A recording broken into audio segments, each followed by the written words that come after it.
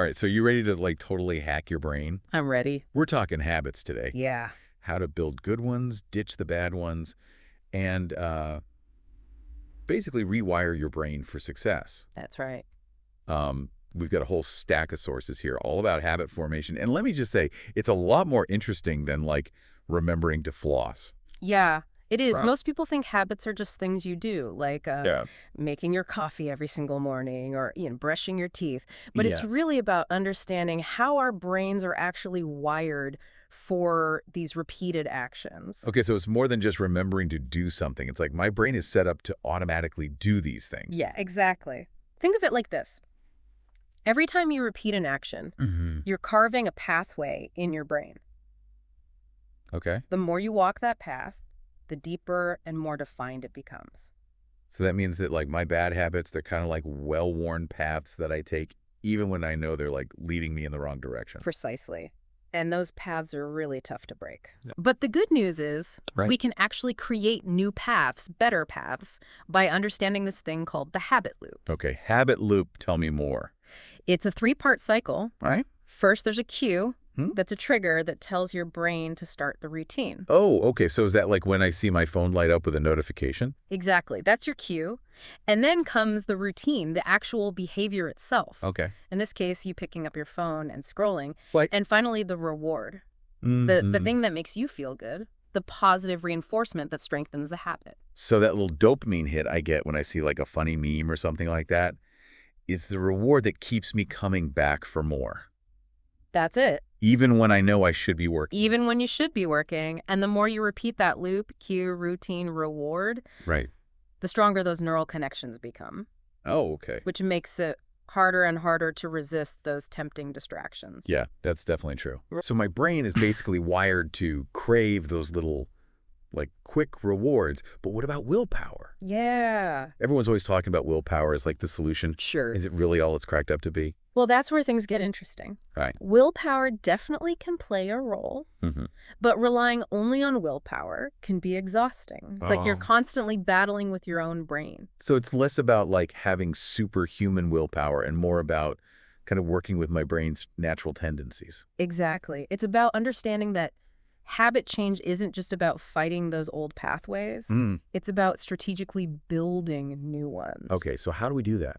Well, one of the most powerful strategies, and this might sound a little counterintuitive, is Ow. to start small. Wait, hold on. Yeah. Are you saying I don't have to like change my entire life overnight? You don't. Because that's what I usually try to do, and it doesn't really work that well. Yeah, and you and everybody else, we tend to overestimate our willpower and set these huge ambitious goals, Right. and then we get overwhelmed, and then we end up just giving up. Yeah. Like trying to run a marathon with zero training. I wouldn't try to run 26 miles on the first day. Exactly. So instead of aiming for these massive changes, Yeah. focus on tiny incremental changes that feel almost too easy.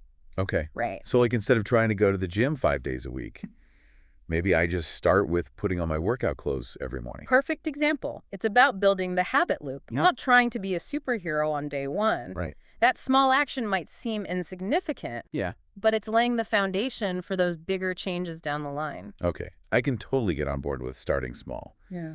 But what about when like those really tempting distractions pop up? How do I resist those? Well, one strategy that's been proven really effective is something called the 10-minute rule. 10-minute rule. Yeah, I it's don't a really great way to deal with those internal triggers that try to kind of derail your good intentions. Okay. What is the 10-minute rule? So let's say you're trying to focus on work, Mm-hmm. but suddenly you get this urge to check social media.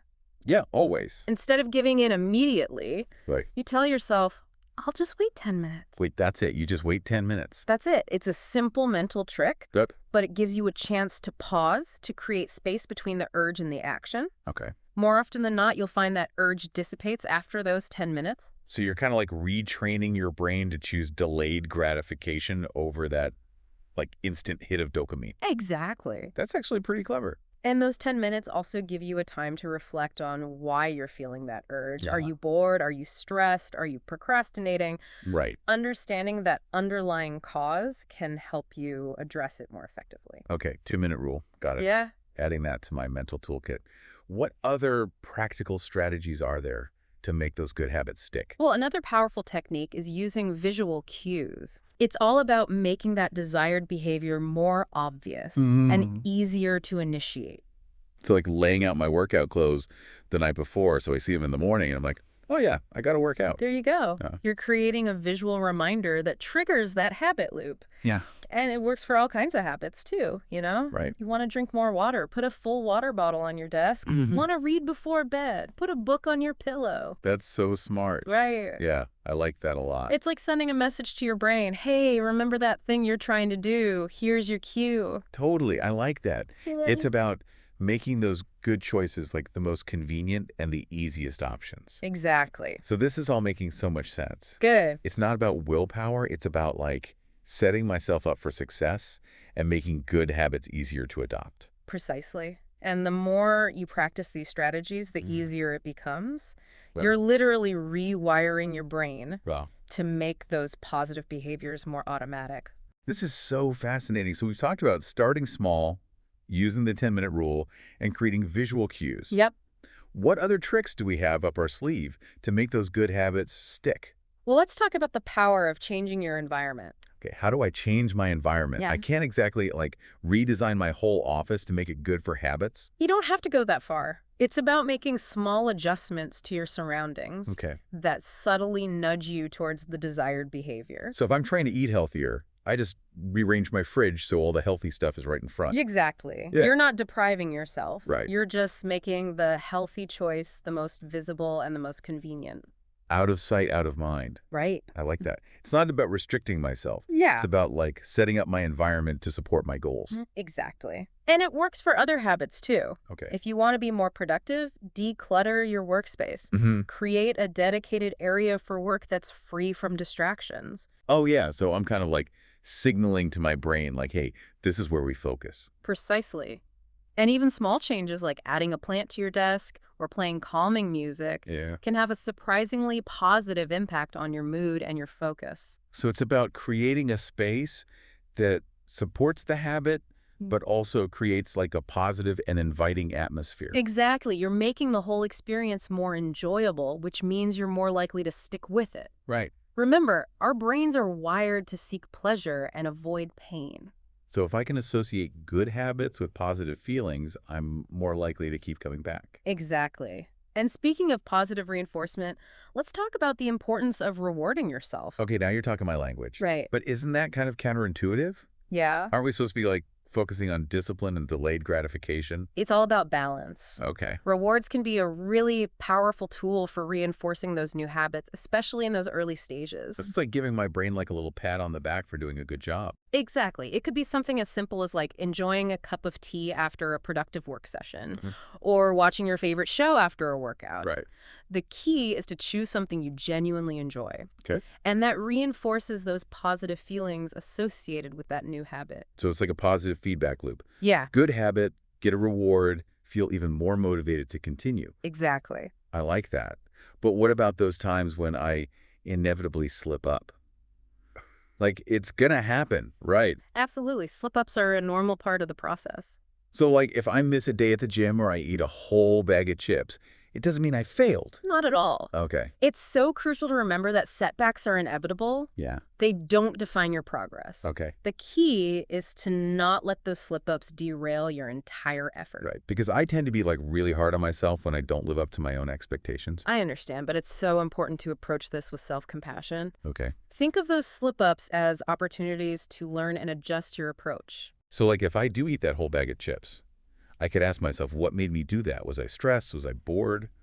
What can I do differently next time? Exactly. It's about understanding the patterns Mm-hmm. and making those small tweaks to your strategy. Okay. Remember, it's about progress, not perfection.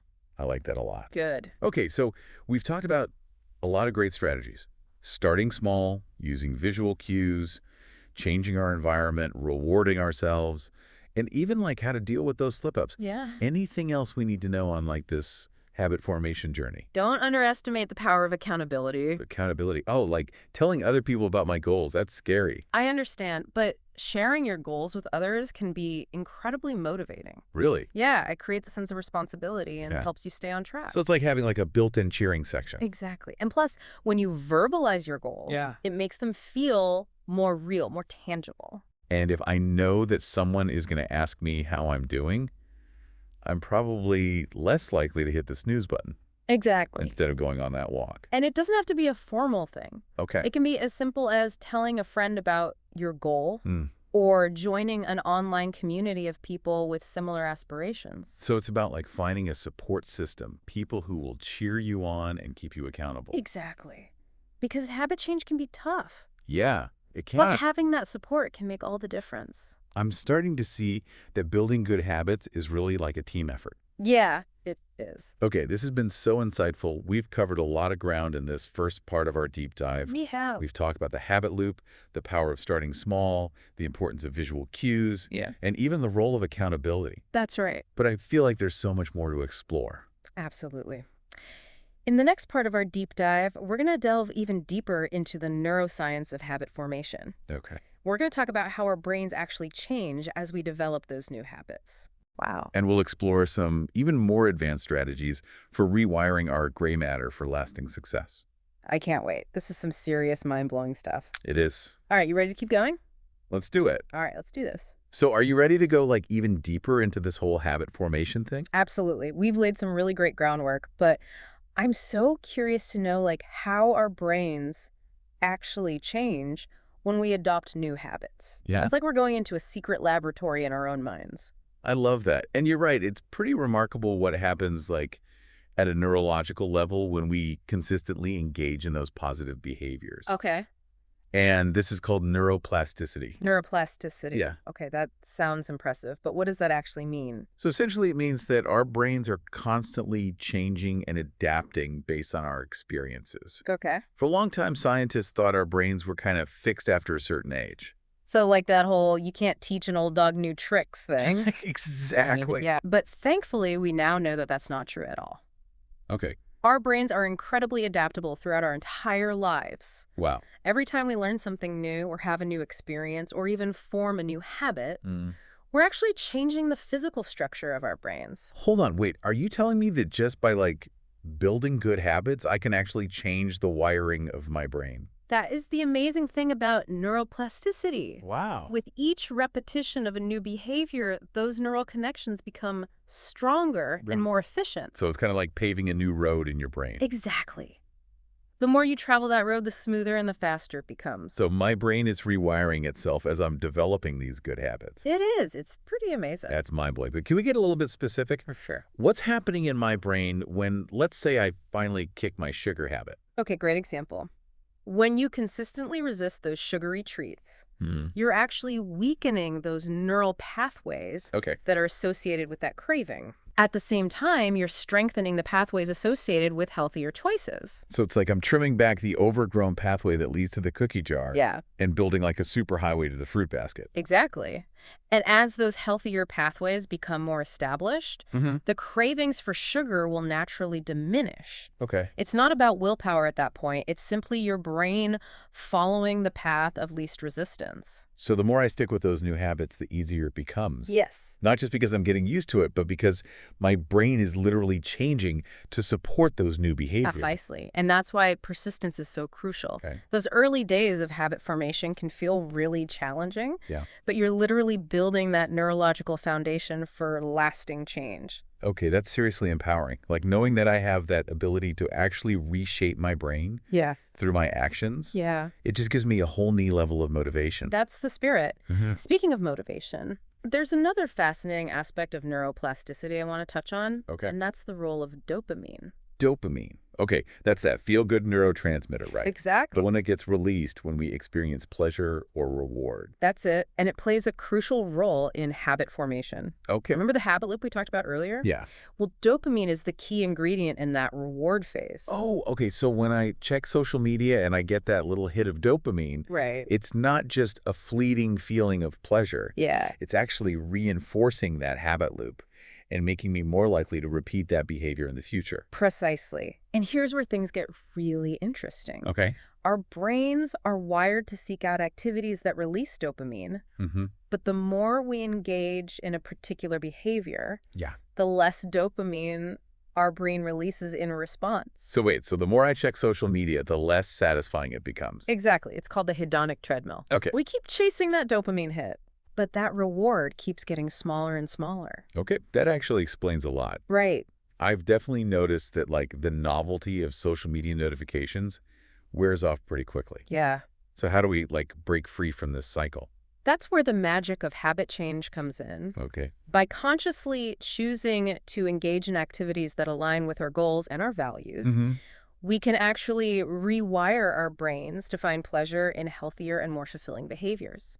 So like instead of chasing those fleeting dopamine hits from social media, Yeah. I might find more satisfaction like going for a run or connecting with friends in person. Exactly. And as you repeat those positive behaviors, Hmm. your brain will start to associate them with dopamine release, Okay. making them more enjoyable and easier to stick to over time. So I'm kind of like hacking my own reward system You got it. by choosing activities that bring me genuine joy and fulfillment. Exactly. And remember, it's not about depriving yourself. It's about retraining your brain to find pleasure in those activities that truly nourish your mind, body, and soul. I love that. Mm, It's not about restriction. It's about rediscovering what actually brings me joy. that's right. Okay, so we've talked about neuroplasticity, Yeah. dopamine, and the ability of our brains to change and adapt. Mm-hmm. What else should we know about the science behind habit formation? Well, there's another key player in this process that we need to talk about. Okay. That's the prefrontal cortex. The prefrontal cortex, that's the part of my brain that like makes decisions and plans, right? You got it. Okay. It's the CEO of our brains, Okay. the part that helps us control our impulses, make rational choices, and stay focused on our goals. So is the part of my brain that's like, hey, maybe we should skip that extra slice of cake. Exactly. When like the rest of my brain is like, cake, now. And here's the thing. When we're trying to break those old habits and form new ones, Yeah. our prefrontal cortex is working overtime. So is it kind of like a muscle that gets stronger with use? Precisely. The more we practice self-control and resist those temptations, Yeah. the stronger our prefrontal cortex becomes. Okay, that makes sense. But if my prefrontal cortex is working so hard when I'm forming these habits, Yeah. no wonder I feel like mentally exhausted sometimes. That's a great point. That's why it's so important to be kind to ourselves during this process. Okay. Don't expect to be perfect. Allow yourself to slip up occasionally. Hmm. Remember, those slip-ups are actually opportunities for your brain to learn and adapt. Oh, so I'm giving my prefrontal cortex like a chance to rest and recover Yes, so it can come back stronger. exactly. And that brings us to another really important aspect of habit formation. Okay. Sleep. Sleep. Okay. I'm always struggling to get enough sleep. Yeah. What does that have to do with building good habits? Well, sleep plays a crucial role in consolidating those new neural pathways we've been talking about. So while I'm sleeping, my brain is like busy cementing those good habits. You got it. During sleep, our brains process the information and the experiences we've had throughout the day, Okay. strengthening those connections that support our new behaviors. So if I'm not getting enough sleep, Yeah. I'm basically sabotaging my habit formation efforts. It's definitely not ideal. When we're sleep deprived, our prefrontal cortex isn't functioning at its best. Which means my willpower is weaker and I'm more likely to make bad decisions and give in to those tempting distractions. Exactly. Ugh, I knew pulling that all-nighter wasn't a good idea. We've all been there. Yeah. But prioritizing sleep isn't just about feeling rested. It's No. about giving your brain that time it needs to really solidify those new habits. I'm starting to see that building good habits is really like a holistic thing. Yeah, It's not just about willpower or motivation. right. It's about understanding the science behind habit formation Yes. and creating an environment that actually supports our goals. Exactly. What? It's about nourishing our brains, managing our energy, and being patient with ourselves throughout the process. This has been so insightful. We've covered so much ground in this deep dive into the neuroscience of habit formation. We have. But I feel like there's even more to explore. You're right. In the final part of our deep dive, we're going to shift gears a little bit and delve into some even more advanced strategies Okay. for really maximizing that habit-forming potential. Okay. We'll talk about how to leverage our unique strengths, Mhm. tap into the power of identity, Okay. and create a sustainable system for long-term success. All right. I'm ready to like level up my habit game. Bring on those advanced strategies. Okay, so are you ready to unlock like the next level of habit mastery? I'm ready. We've talked about the science, we've talked about the strategies, Right. but now it's time to get really strategic and personalized. Okay, I like that. So we've built a foundation, and now we're going to, like, create a masterpiece. I love that. And you're right, building lasting habits isn't just about following like a one-size-fits-all formula. It's about understanding your unique strengths and your motivations and even like your personality. Okay, so how do we factor in those personal Well, elements? one of the most powerful ways to do that is by tapping into the power of identity. Okay, identity. Yeah. I like that. We've touched on this a little bit before, but it's worth going a little deeper. Okay, so how does my sense of self play into habit formation? Well, think about it this way. Our habits are often reflections of our beliefs about who we are. Oh, okay. So if you see yourself as someone who's disorganized and prone to procrastination, Right. you're more likely to engage in habits that reinforce that identity. So if I'm constantly telling myself, I'm not a morning person, Yeah. it's no wonder I hit the snooze button like 5 times every morning. Right. You're basically creating a self-fulfilling prophecy. Totally. But here's the good news. Okay. We can consciously choose to shift our identities Okay. to align with our desired habits. Wait, hold on. So you're telling me I can actually change my beliefs about myself? You can. How do we do that? It starts with being mindful of your self-talk.